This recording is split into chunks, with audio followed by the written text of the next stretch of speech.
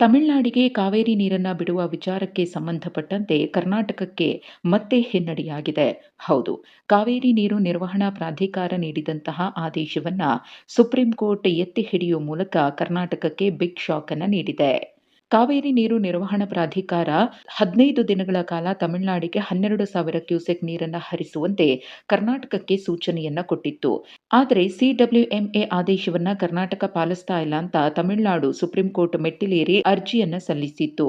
ಅರ್ಜಿ ವಿಚಾರಣೆಯನ್ನ ಸುಪ್ರೀಂ ಕೋರ್ಟ್ನ ನ್ಯಾಯಮೂರ್ತಿಗಳಾದ ವಿಕ್ರಮನಾಥ್ ಮತ್ತು ಸಂದೀಪ್ ಮೆಹ್ತಾ ಅವರನ್ನೊಳಗೊಂಡ ಪೀಠ ನಡೆಸಿ ಕರ್ನಾಟಕ ಸಿಡಬ್ಲ್ಯೂಎಂಎ ಆದೇಶವನ್ನ ಪಾಲಿಸುವಂತೆ ಸೂಚನೆಯನ್ನ ನೀಡುವುದರ ಜೊತೆಗೆ 1 ವಾರ ವಿಚಾರಣೆಯನ್ನ ಮುಂದೂಡಿದೆ.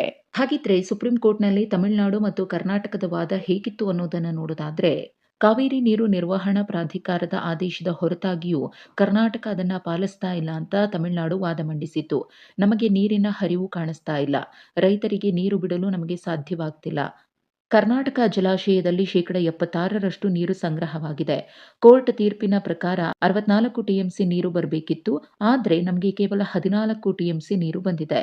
ಮಳೆಯ ಕೊರತೆ ಪರಿಗಣಿಸಿದ್ರೂ ಅರ್ಧದಷ್ಟು ನೀರನ್ನ ಹರಿಸಬೇಕಿತ್ತು ಅಂತ ತಮಿಳುನಾಡು ವಾದಿಸಿದೆ. ಇನ್ನು ಮತ್ತೊಂದು ಕಡೆ ಕರ್ನಾಟಕ ಕಾವೇರಿ ಜಲಾನಯನ ಪ್ರದೇಶದಲ್ಲಿ ಮಳೆ ಸರಿಯಾಗಿಲ್ಲ. ಮಳೆ ಕೊರತೆಯಿಂದಾಗಿ ತಮಿಳುನಾಡಿಗೆ ನೀರನ್ನ ಹರಿಸುವುದು ಅಸಾಧ್ಯವಾಗಿದೆ. ಇನ್ನು ಸಿಡಬ್ಲ್ಯೂಎಂಎ 2 ಆದೇಶಗಳನ್ನು ಕೊಟ್ಟಿದೆ. 3,500 ಕ್ಯೂಸೆಕ್ ಮತ್ತು 12,000 ಕ್ಯೂಸೆಕ್ ನೀರನ್ನ ಹರಿಸಲು ನಿರ್ದೇಶಿಸಿದೆ.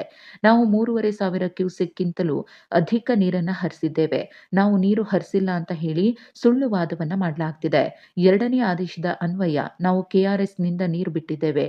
ಬಿಳಿಗುಂಡ್ಲು ತಲುಪಲು 48 ಗಂಟೆಗಳು ಬೇಕು ಅಂತ ಕರ್ನಾಟಕ ವಾದಿಸಿದೆ.